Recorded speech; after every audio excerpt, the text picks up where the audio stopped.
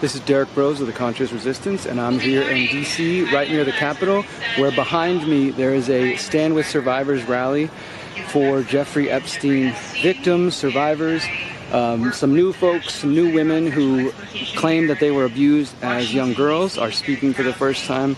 And there's a couple hundred people gathered here today, and shortly after this, right behind us, there'll be a press conference with Representative Thomas Massie and Khanna, as well as Bradley Edwards, the attorney who's represented many of these victims, and I'm going to be documenting that and asking some questions. So let's check it out. I was systematically recruited, trafficked across this great nation, groomed, and assaulted. Ghislaine, it was your butler that greeted me at the front door of your beautiful home. And it was your calm, manipulative, and fraudulent demeanor that cultivated my trust. That coercive system that you have mastered was entirely endgame oriented. And that endgame was to feed the perversion of you and Jeffrey through sexual violence. It was you who sent me off to the home of a monster, knowing what was waiting for me. Ghislaine Maxwell, you are the system.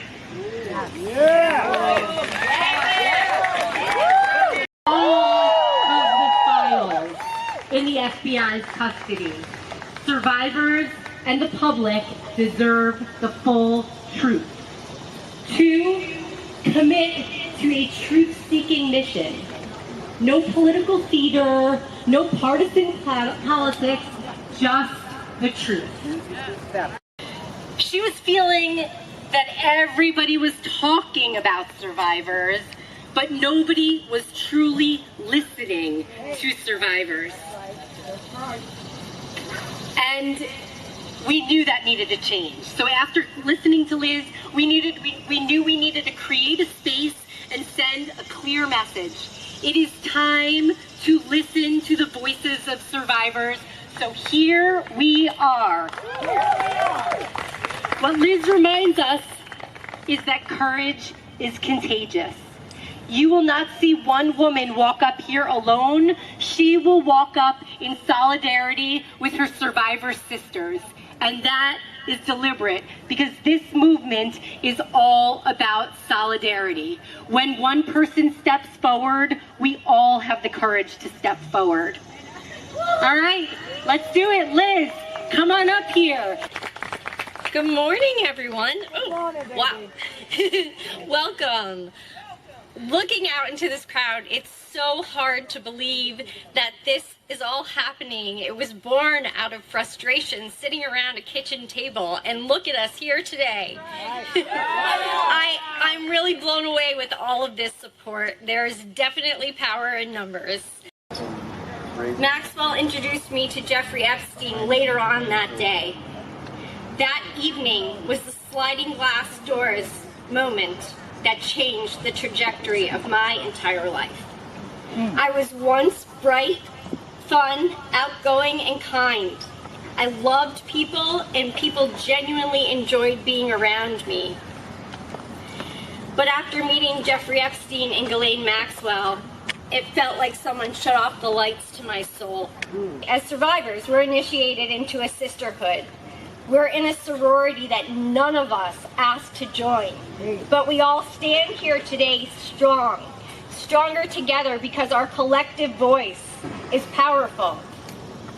We stand together also to honor the beautiful souls who lost their lives in the pursuit of getting justice for Maxwell and Epstein's crimes.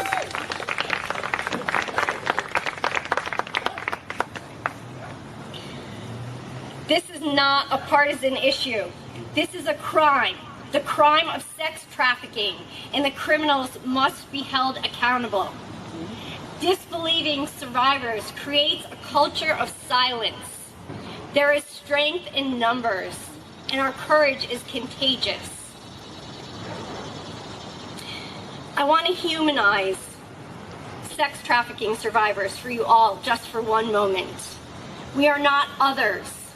We are your sisters, your friends, your colleagues.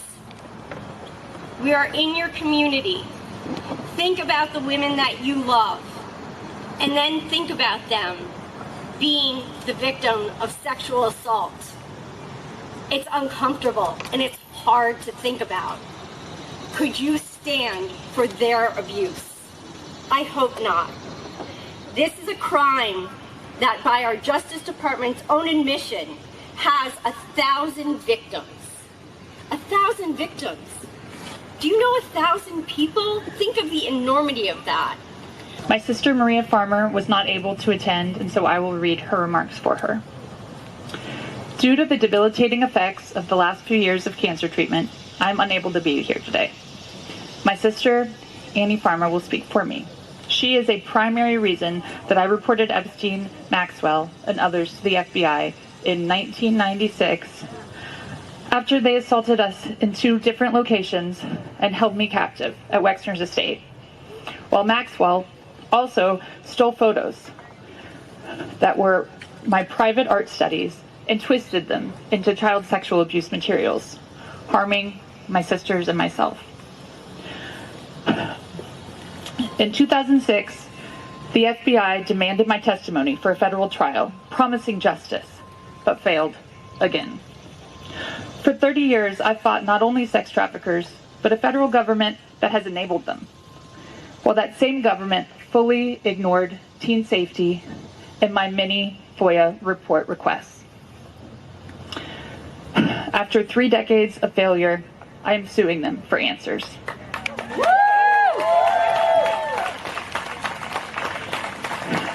Virginia Giuffre's heroism, speaking her truth, her humility, her bravery, and love, ended my 14 years of fear and silence. She is the heart of this fight. Please take a moment of silence for her.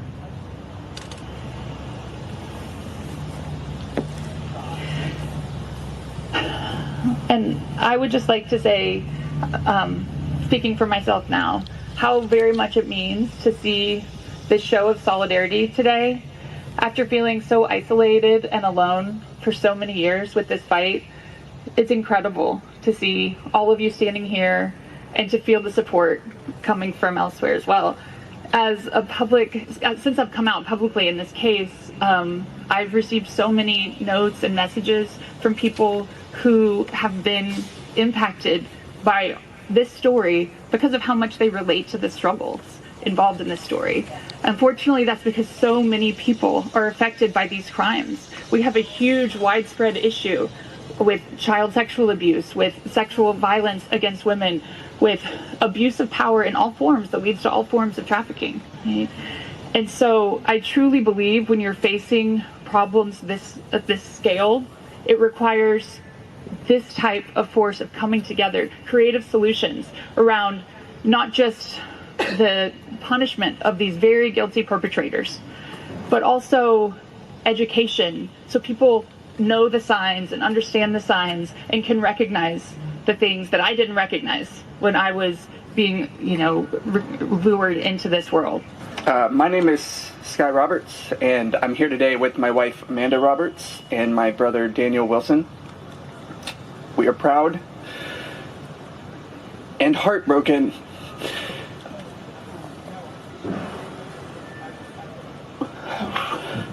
to be standing here before you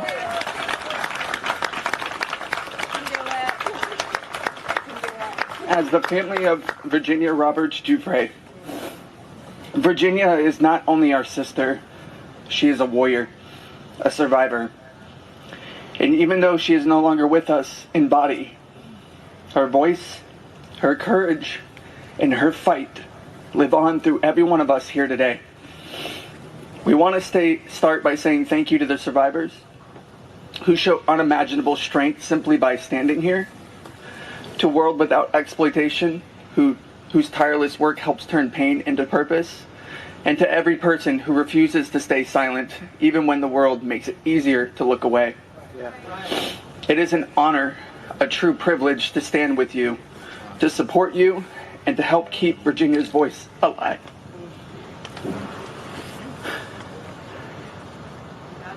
Virginia fought for truth. She fought to expose a system that allowed the wealthy, the connected, and the powerful to exploit and abuse girls and young women without consequence. She fought for every survivor who was silenced, doubted, or discarded. And she never backed down, even when the world tried to break her. Today we rally not only in her memory, but in solidarity with every survivor. We are here to say, we see you, we believe you, and we will not stop until justice is served. Because justice is not selective. It does not and must not bend to money, influence, or titles. We are here because every survivor deserves more than a headline. They deserve more than a single conviction. They deserve the full weight of the law behind them. Our demands are clear. Ghislaine Maxwell must remain in a maximum security prison for the rest of her life. No leniency, no deals, no special treatment. The Epstein documents must be unsealed. Every name, every detail, no more secrets, no more protection for those who preyed on the vulnerable. And finally, we demand full accountability from every enabler, every accomplice, every person in power who turned a blind eye. The justice system was not designed to serve the powerful. It was meant to protect the people. And it's time it started doing just that. This movement isn't just about the past. It's about reshaping the future. A future where survivors are not shamed, silenced, or ignored, but heard, honored, and empowered. Thank you. Thank you for standing here, for fighting alongside us, and for refusing to let this story end with injustice. Virginia's voice echoes in every one of us. Let's make sure the world keeps listening. And his value to those friends made him untouchable. But I ask you why? Who was he to our government that he was allowed to operate openly for decades? Why was he allowed to sponsor visas for young models, using their immigration status as leverage to abuse them and silence them? Epstein was not just a serial predator. He was an international human trafficker. And many around him knew this. Many participated, and many profited. And yet he was protected. I know what it's like to be trafficked to others. I know that the files contain the names of powerful men who have been shielded because of their fame or their fortune. So I stand here today, not just for myself, but for every woman who has been silenced, exploited, and dismissed. Derek Rose here with Conscious Resistance. I'm in D.C. at the Capitol, and we are waiting for the Epstein press conference to start in a few minutes with Representatives Thomas Massie and Khanna. There's hundreds of people here, media, independent media.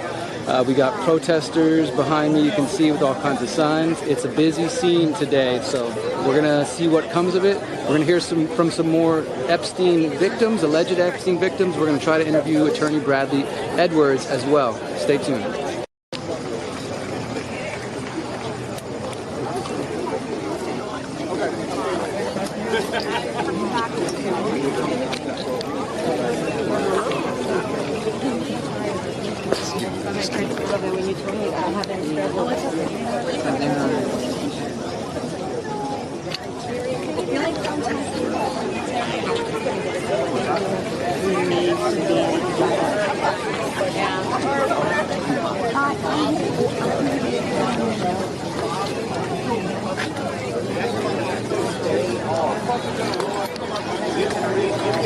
Because you know the answer is that Donald Trump lobbied the Republicans yesterday to stay off of the discharge petition to release the Epstein list. You want me to answer words that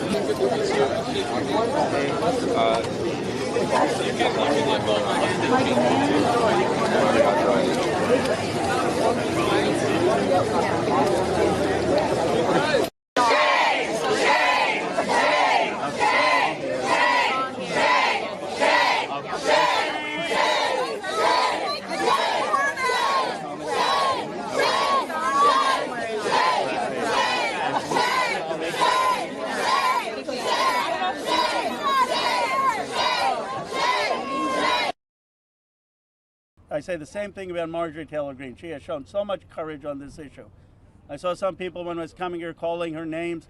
We've got to stop that.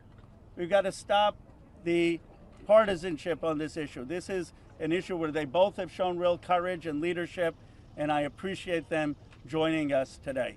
Congressman Massie. I want to thank my colleague Khanna for co-leading this effort to bring transparency and justice for these victims. I hope my colleagues are watching this press conference. I want them to think, what if this was your sister? What if this was your daughter? When these survivors speak, the Washington establishment is asking the American public to believe something that is not believable. They're asking you to believe that two individuals created hundreds of victims and they acted alone, and that the DOJ has no idea of who else might have been involved, that nobody else did anything that rose to a criminal enterprise. The American people know that's not true. Now, the Speaker of the House just offered a fig leaf to my colleagues. They're going to vote on a non-binding resolution today that does absolutely nothing. I appreciate the efforts of my colleague James Comer, who's leading the Oversight Committee.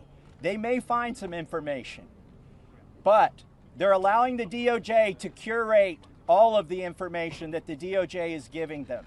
If you've looked at the pages they've released so far, they're heavily redacted. Some pages are entirely redacted. And 97% of this is already in the public domain. So I'm calling on my colleagues, be one of the next two who sponsors this discharge petition. I think it's shameful that this has been called a hoax. Hopefully today we can clear that up. This is not a hoax. This is real. There are real survivors. There are real victims to this criminal enterprise. And the perpetrators are being protected because they're rich and powerful and political donors to the establishment here in Washington, D.C. So today we're standing with these survivors and we're giving them a voice, and I want to close by thanking them. They are brave. I hope they encourage other survivors to come forward and to tell their stories, not just of Jeffrey Epstein and Maxwell, but anywhere in the country. This is a message that we are sending. This is a litmus test. Can we drain the swamp? Are there people who are outside of the reach of the law? I don't think there should be. So hopefully today we'll get 2 more signatures on the discharge petition. That's all we need. And with that, I want to introduce the bravest woman in Congress, Marjorie Taylor Greene. I find it interesting that the 3 Republican co-sponsors are women. These are women standing up for women. And Marjorie was the first to do it. And I think she deserves all of our gratitude for breaking that barrier and leading the way for the other Republicans. Hopefully they can find their spines as well. And with that, I give you Marjorie Taylor Greene. Yes. Good morning. This is my 5th year in Congress, and this is the largest press conference that I've seen since I've been here. And this is because this is an issue that matters so much to Americans. This is an issue that doesn't have political boundaries. It's an issue that Republicans and Democrats should never fight about. As a matter of fact, it's such an important issue that it should bring us all together. It's grieved me to watch the arguments and debates take place among my colleagues and even the administration. I think this is something that was worth fighting for. You see, the women behind me are going to tell you stories that you've never heard before. These are unimaginable horrors that they've lived with for their entire lives since they were very, very young. Bradley Edwards and Brittany Henderson, who are the attorneys for the victims. Thank you for being here.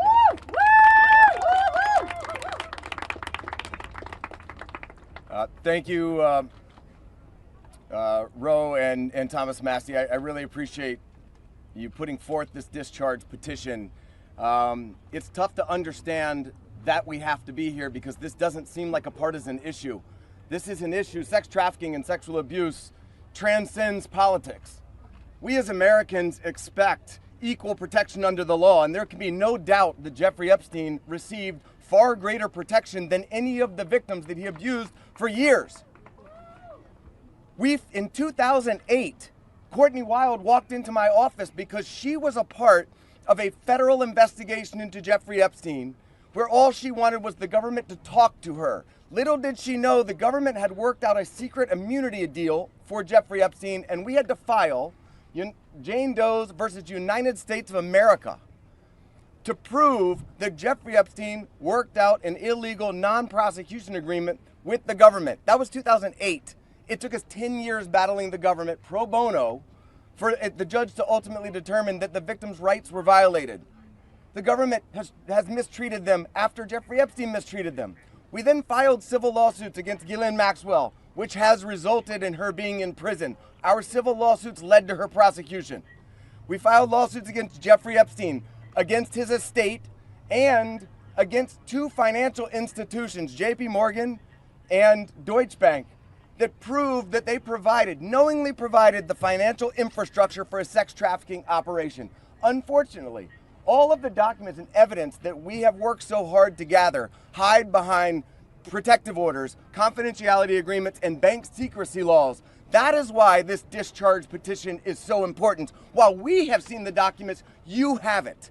And when you see the documents, you're going to be appalled.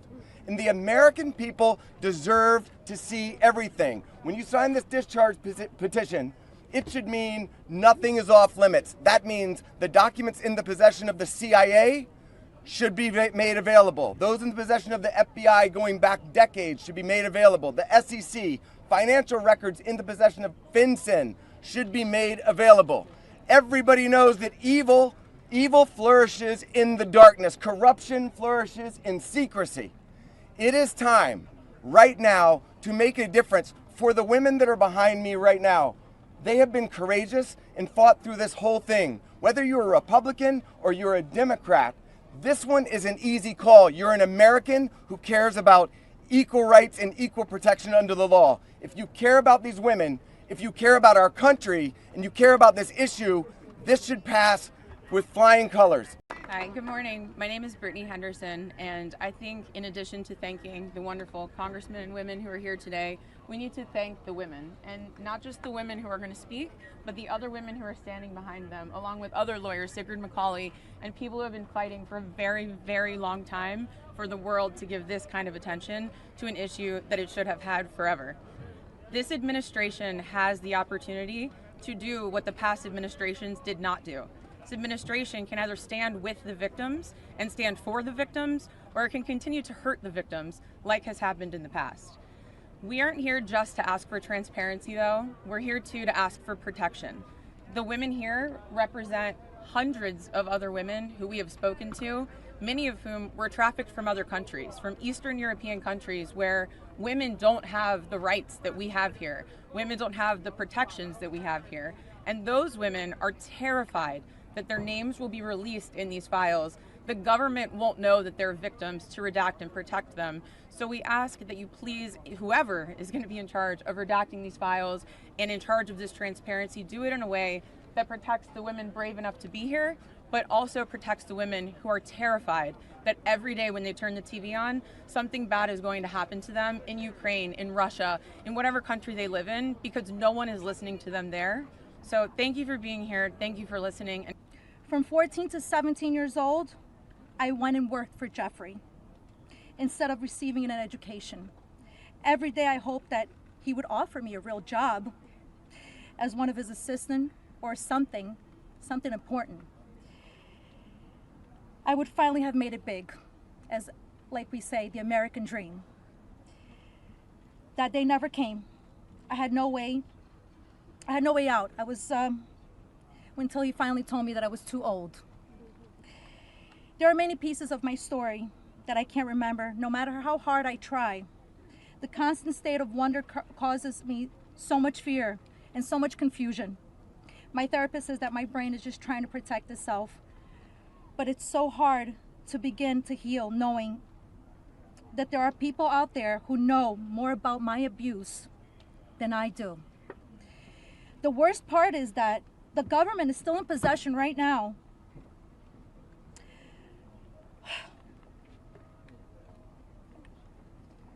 of the documents and information about that could help me remember and get over all of this maybe and help me heal.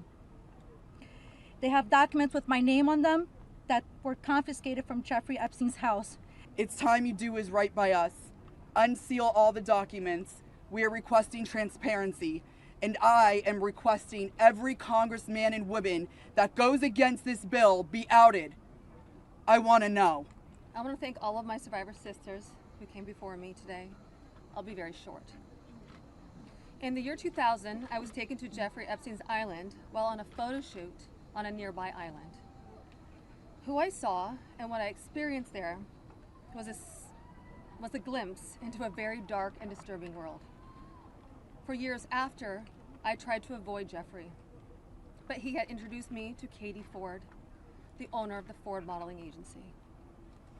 Epstein's reach went to the very top of fashion, arts, and entertainment. This did not just happen to underage girls in Florida. In New York City, hundreds of young, ambitious women were abused by him. Epstein was not just a serial predator, he was an international human trafficker. And many around him knew, many participated, and many profited. And yet, he was protected. So I stand here today for every woman who has been silenced, exploited, and dismissed. We are not asking for pity. He manipulated me with quid pro quo I did not consent to, but I felt I had no one to turn to. He was too powerful. I was just one of the many young women trapped in his orbit. I was even taken on a trip to Africa with former President Bill Clinton and other notable figures. In those moments, I realized how powerless I was. If I spoke out, who would believe me? Who would protect me? Epstein himself was the most powerful leader of our country. Epstein surrounded himself, with the most powerful leaders of our country and the world.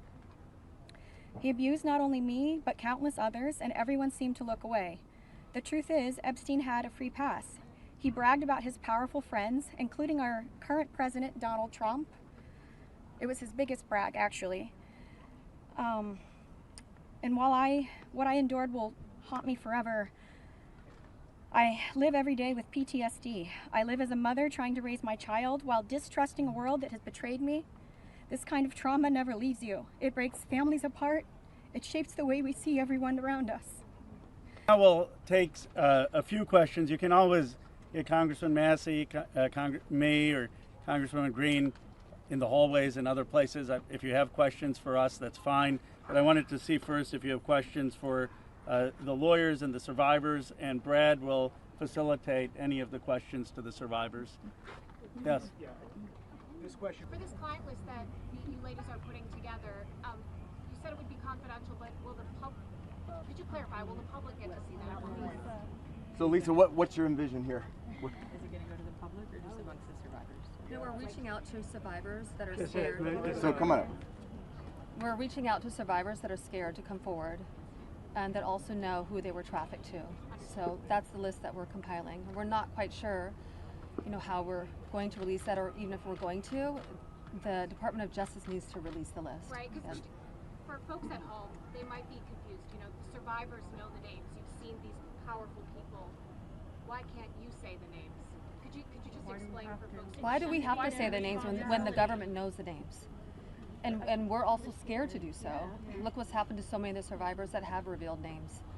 I find the question about the bill. I think it's also worth saying that having represented, I think, between our firm and Boyce Schiller, hundreds of victims, and we've talked to them about the various people that they were farmed out to. So we've created somewhat of a list. Most of these individuals, the victims, are very scared to say these names because they could get sued, they're going to get attacked, and nobody protected them the first time. And that was against one person. So is there a list? There is a list, but just to dispel kind of the common theme here, every one of these women was abused by Jeffrey Epstein, and his scheme was to personally abuse women. When they reached a certain age, he did farm a section of them, some of them, out to some of his friends. That doesn't mean all of his friends. With that said, I'm more than happy to assist in helping create the list behind the scenes and see what we do with it. But if someone's interested, Go ahead. Hold on. I think if someone's interested in prosecuting, they may have something different to say about sharing a list, but they're not sharing a list for nothing to happen, and that's the experience that they've had for all of these years. Mr. Edwards, Agreed. is there any evidence that Jeffrey Epstein was involved with or tied to the CIA or a foreign intelligence operation? I think that the safest thing for me to say is all files should come out, whether it is with the CIA, FinCEN, SEC, FBI. I'm not just making these up haphazardly. I'm giving you a roadmap where to look. Go ahead.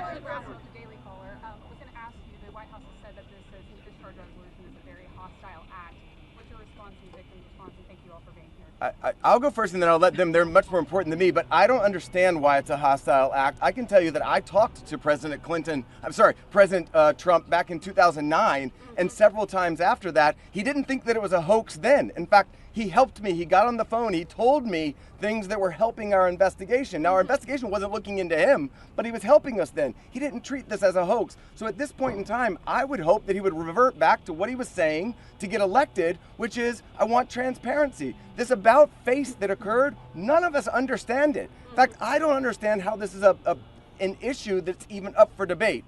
How do you not stand behind these women after you've heard their stories and know that hundreds of them were abused, and it was only because files are being kept in secrecy? The world should know who he is, who protected him, and the other people that are out there to be investigated need to be investigated. Sir, question for Ms. Davis.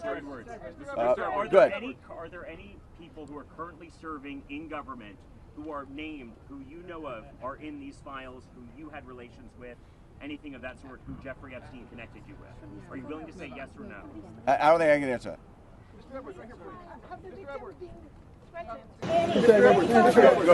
Do any of today's survivors speaking, did anybody here ever have any connection or interaction with Epstein's alleged financier, Leslie Wexner? Nope. You want to address that? I just want to say one thing that's very clear when people say, please share names.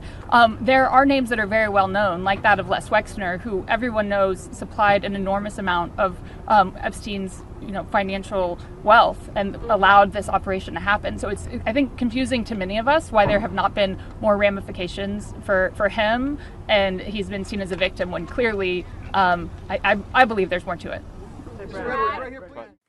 Since 2012, the Conscious Resistance Network has been an independent media organization focused on empowering individuals through education, philosophy, health, and community organizing. We work to create a world where corporate and state power do not rule over the lives of free human beings. Our motto is leading by example and helping others in their pursuit of freedom. Visit theconsciousresistance.com to find our articles, documentaries, interviews, podcasts, books, and more. Remember, you are powerful, you are beautiful, and you are free.